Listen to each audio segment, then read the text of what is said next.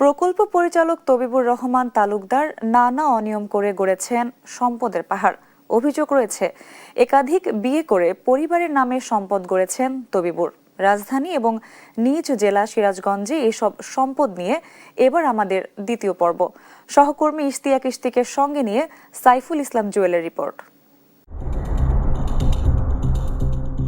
রাজধানী ধানমন্ডির 4-এ এই সড়কের ক্রিডেন্সেল লেক প্যানোরামা ভবনটির দোতলায় বসবাস করেন তবিবুরের পরিবার। স্ত্রী এবং এক কন্যা সন্তান নিয়ে তিনি এখানে বসবাস করেন। ভবনটির নিরাপত্তারক্ষীর সাথে আলোচনায় জানা গেল, তিনি যে ফ্লোরটিতে বসবাস করেন তার আনুমানিক মূল্য 7 কোটি টাকা। 7.5 কোটি, 7.5 কোটির বেশি এক একটা ফ্ল্যাট।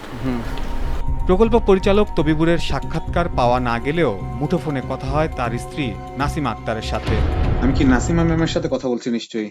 জি, আপনি কাইন্ডলি আমাকে কোনো প্রশ্ন না করলে আমি খুশি হব। হ্যাঁ, ঢাকা মেট্রো ঘ 127367 নম্বরের হোন্ডা CR-V গাড়িটির বাজার মূল্য প্রায় 1.5 কোটি টাকারও বেশি। গাড়ির ঠিকানা ব্যবহার করা হচ্ছে ধানমন্ডি 9-এতে নাভানা দেল এভান্তের ভবনের 6B।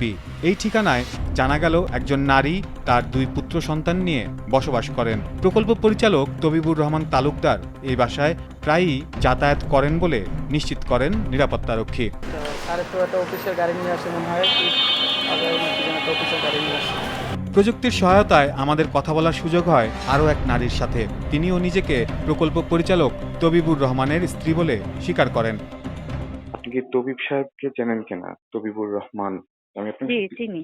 উনি আপনার হাজবেন্ড, এই তো? জি, আমি আমার সম্পর্কে বলতে পারি, আর আমার হাজবেন্ডের সম্পর্কে হলে আপনি আমার হাজবেন্ডকে জিজ্ঞেস করবেন। আমি কি আপনার নামটা জানতে পারি? আমার নাম রেজি। ট্রুকলার অ্যাপসে অনন্য নামে আরও এক নারীর সাথে কথা হয়। তিনি জনস্বাস্থ্যের তবিবুরকে চেনেন না বলে শুরুতেই জানান। তবিবুর রহমান সাহেবকে কি আপনি চেনেন কিনা? না, আমি ওকে চিনি না। পরে হোয়াটসঅ্যাপের মেসেজে প্রতিবেদককে সমঝোতা করার অনুরোধ করেন।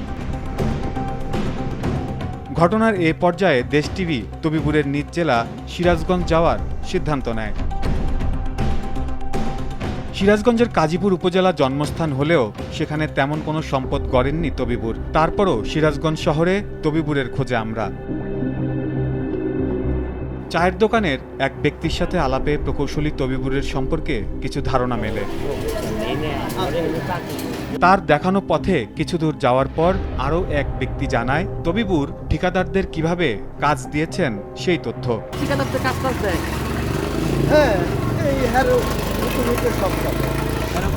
পরে সিরাজগঞ্জ জনস্বাস্থ্য প্রকৌশল অধিদপ্তরের কর্মচারীরাও জানান, প্রকৌশলী তবিবুর পছন্দের ঠিকাদারদের নিজ ইচ্ছায় কাজ পাইয়ে দেন। জানান, শহরেই গড়েছেন কোটি টাকা ব্যয়ে নান্দনিক বাড়ি। 5 তলা সম্ভবত বসে নাকি 5 তলা সম্ভবত। হ্যাঁ, নতুন বাসা। এবার সেই বাড়ির খোঁজে দেশ টিভি। দারোয়ানের কথায় জানা গেল এই বাড়িটি তবিবুরের। স্থানীয়রা জানান, গোটা সিরাজগঞ্জে এমন আধুনিক বাড়ি নেই। লিফট সুবিধা সহ 6 তলা বাড়িটির প্রতিটি ফিটিংসে যেমন আধুনিকতার ছোঁয়া রয়েছে, তেমনি নিজস্ব বিদ্যুৎ ব্যবস্থাও রয়েছে ভবনটিতে। স্ত্রী নাসিমা আক্তারের নামে করা বাড়িটি জমিসহ নির্মাণ করতে ব্যয় হয়েছে 16 কোটি টাকা, এমনটাই জানান স্থানীয়রা। এটা আমি সঠিক জানি না, মানে আমি যতটুকু জানি 4টা হইবাসে এইটুকুই জানি, কিন্তু চিনি না তাদের আমি। তো আমাদের কাছ থেকে জায়গাটা কিনছে 60% তবিবুর রহমান সাহেব। তো কেনার পরে 2 ডিসিমাল 88 পয়েন্ট বেশি নিয়ে পরপর 4টা দলিল করছে, আপনার ভায়া দলিল। প্রতিবেদন আটকাতে ধানমন্ডির স্টার এবং হারফি রেস্টুরেন্টে 2 বার আর্থিক সুবিধা দেওয়ার প্রস্তাব দেয় জনস্বাস্থ্যের প্রকল্প পরিচালক তবিবুর রহমান তালুকদার। আমি বার্গেনিংয়ে যাবো না, আমি একবার একটা ফিগার বলে দিচ্ছি আপনি। আমি আশা করবো যে আপনি অ্যাগ্রি করবেন একবারে। মানে আমি এটা মাছের বাজারের মতো আমি সময় নেব, আমি টায়ার্ড।